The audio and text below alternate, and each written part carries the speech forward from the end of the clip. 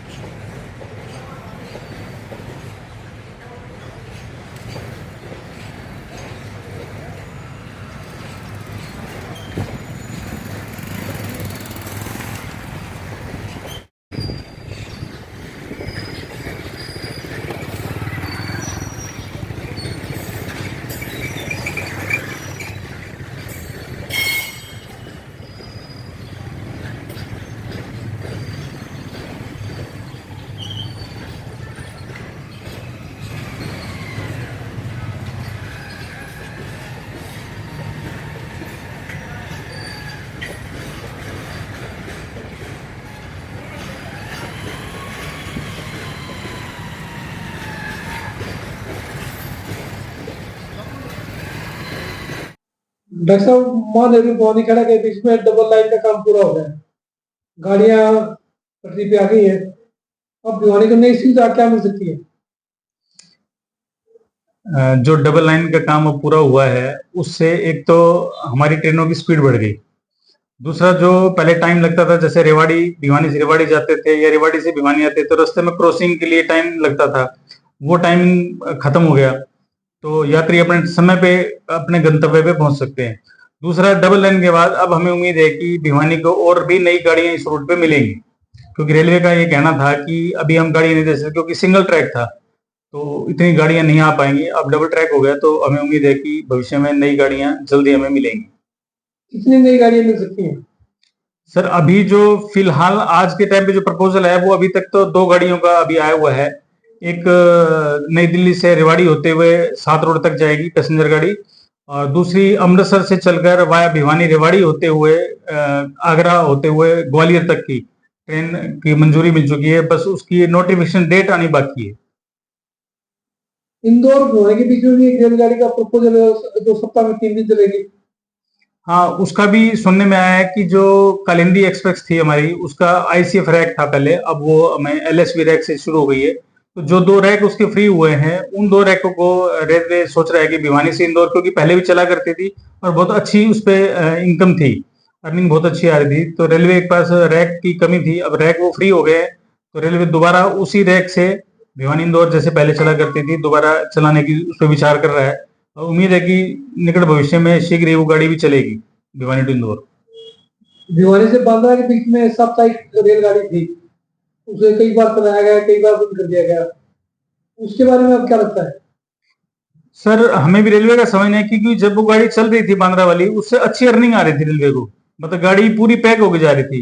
और काफी समय चलती थी। अब वो किन कारणों से बंद किया, सुनने में आया था कि शायद वो रैक कोई शेयरिंग रैक था, किसी के साथ उन्होंने जोड़ा था, तो वो उसमें टाइमिंग में दिक्कत आई है क्या था, उस बारे में वो भी क्लियर खुलासा हुआ नहीं है। बाकी गाड़ी बहुत अच्छी थी, पूरी पैक होकर जा रही थी और यात्रियों को भी अच्छी सुविधा मिल रही थी। तो उस बारे में विचार करेंगे, उससे रेल मंत्रालय से बात करेंगे बीकानेर रेल में कि उस गाड़ी को क्यों बंद किया, हमें दोबारा चलाया जाए, उसके लिए भी बात करेंगे।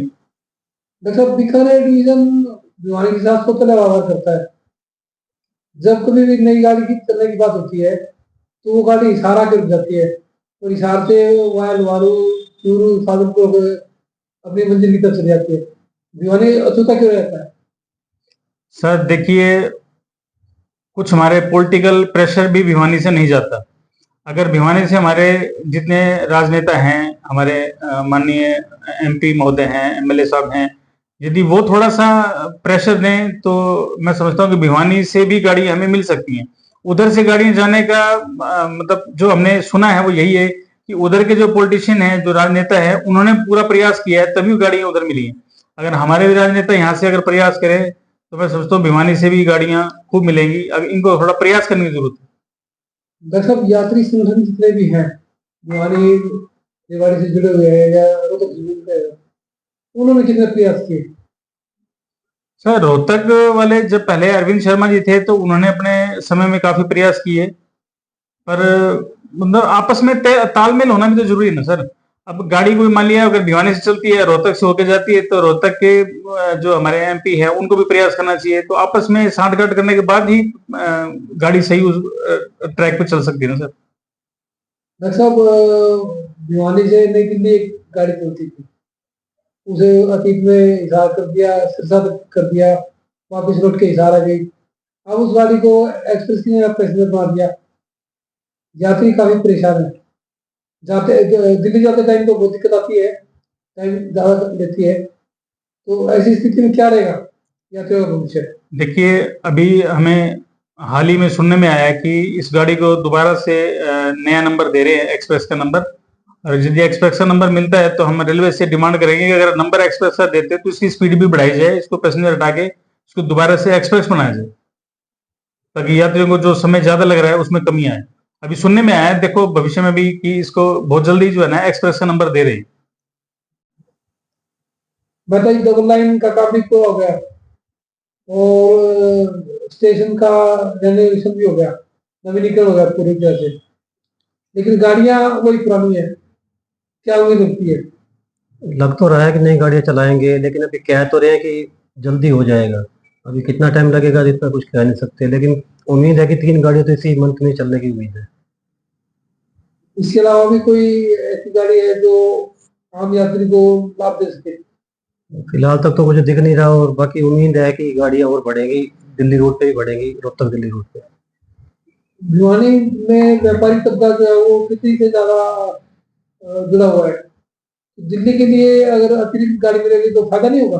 फायदा तो बहुत होगा जी, हम तो खुद भी कहते हैं कि दिल्ली की गाड़ी चले। अभी ये गाड़ी हिसार से आ रही है दिल्ली, वाया सिटी होके जा रही है।